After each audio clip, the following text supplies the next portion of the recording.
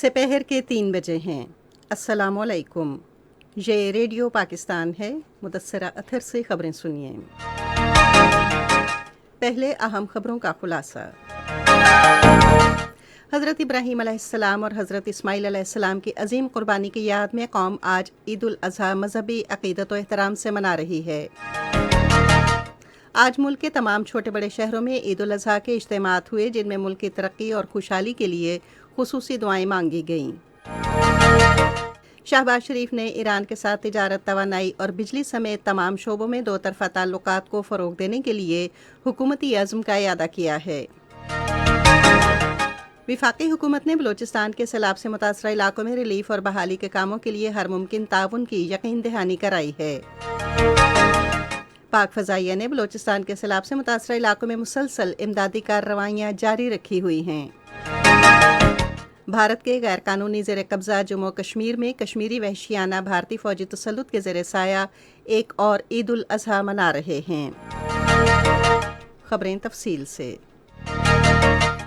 حضرت ابراہیم اور حضرت اسماعیل علیہ السلام کی عظیم قربانی کی یاد میں پوری قوم آج عید الاضحیٰ مذہبی جوش و جذبے سے منا رہی ہے۔ دن کا آغاز مساجد میں ملک کی ترقی و خوشحالی اور سلامتی کے لیے خصوصی دعاؤں سے ہوا۔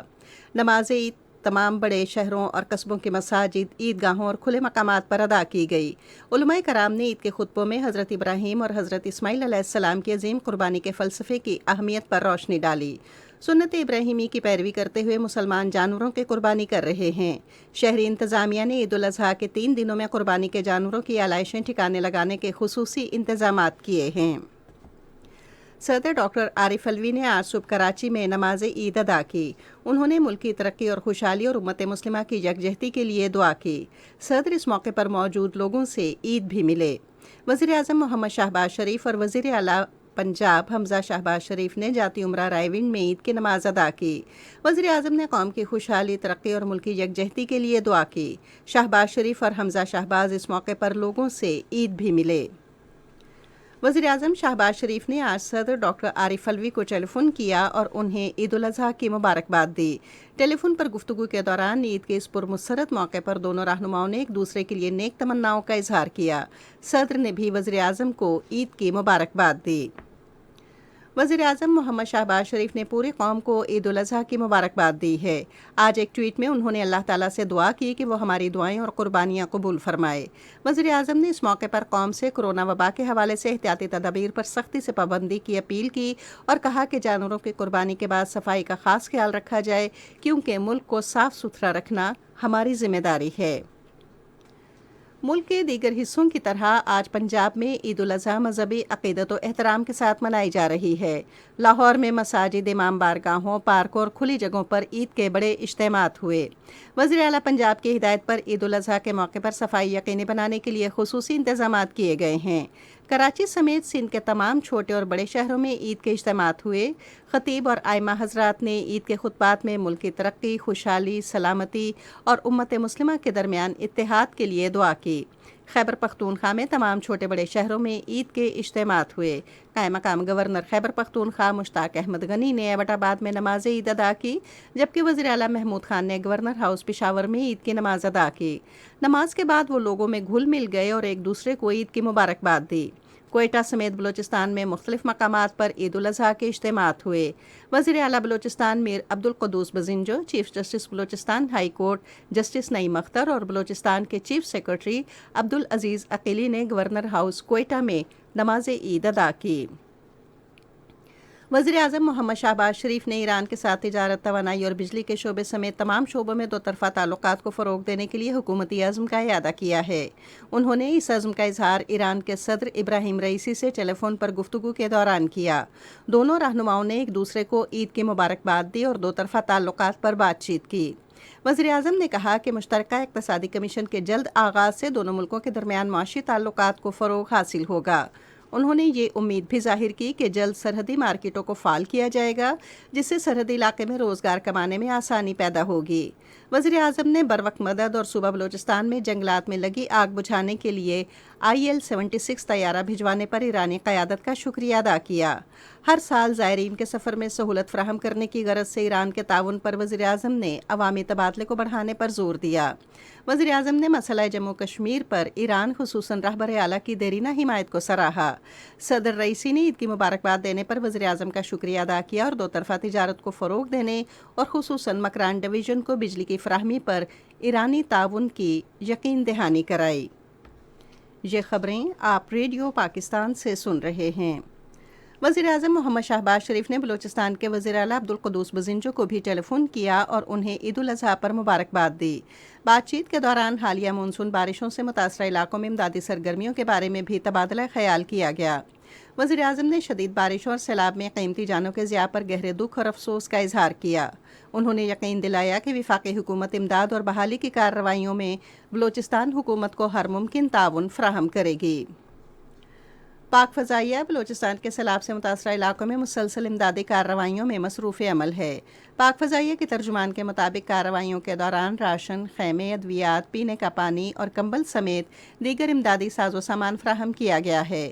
قدرتی آفات میں قوم کی خدمت کی روایات برقرار رکھتے ہوئے پاک فضائیہ کا طبی کیمپ بھی قلعہ سیف اللہ میں سیلاب زدگان کو 24 گھنٹے طبی سہولتیں فراہم کر رہا ہے۔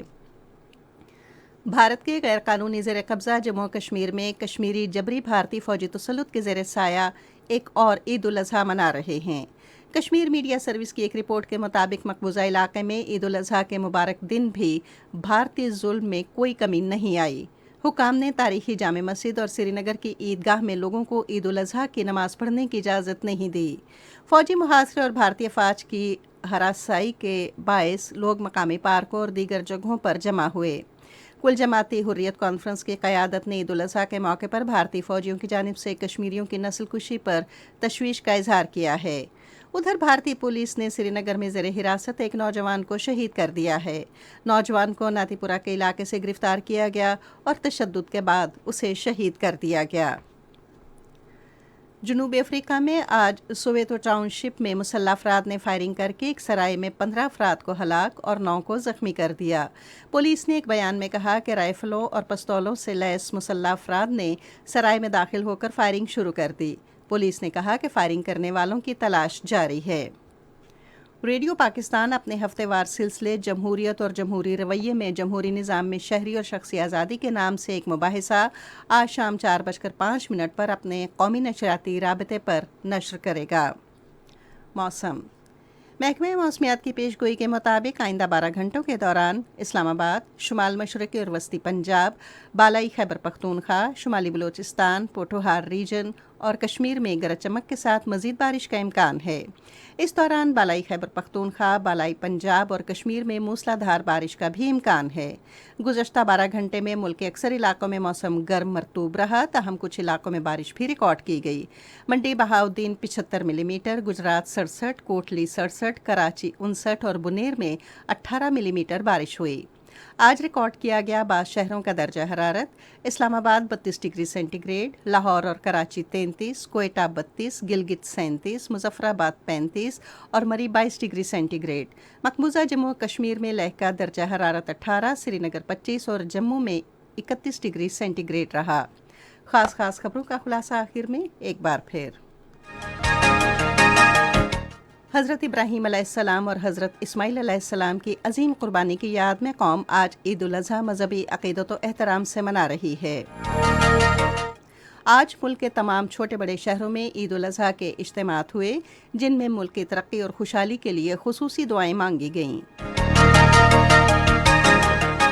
شہباز شریف نے ایران کے ساتھ تجارت، توانائی اور بجلی سمیت تمام شعبوں میں دو طرفہ تعلقات کو فروغ دینے کے لیے حکومتی عزم کا اعادہ کیا ہے۔ وفاقی حکومت نے بلوچستان کے سیلاب سے متاثرہ علاقوں میں ریلیف اور بحالی کے کاموں کے لیے ہر ممکن تعاون کی یقین دہانی کرائی ہے۔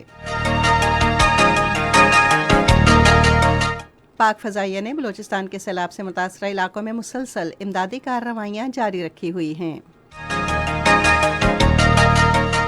بھارت کے غیر قانونی زیر قبضہ جموں کشمیر میں کشمیری وحشیانہ بھارتی فوجی تسلط کے زیر سایہ ایک اور عید الاضحیٰ منا رہے ہیں۔ خبریں ختم ہوئی. مزید خبروں اور تجزیوں کے لیے ہماری ویب سائٹ ہے radio.gov.pk اور فیس بک کے link radio Pakistan news official پر براہ راست ویڈیو سٹریمنگ بھی ملاحظہ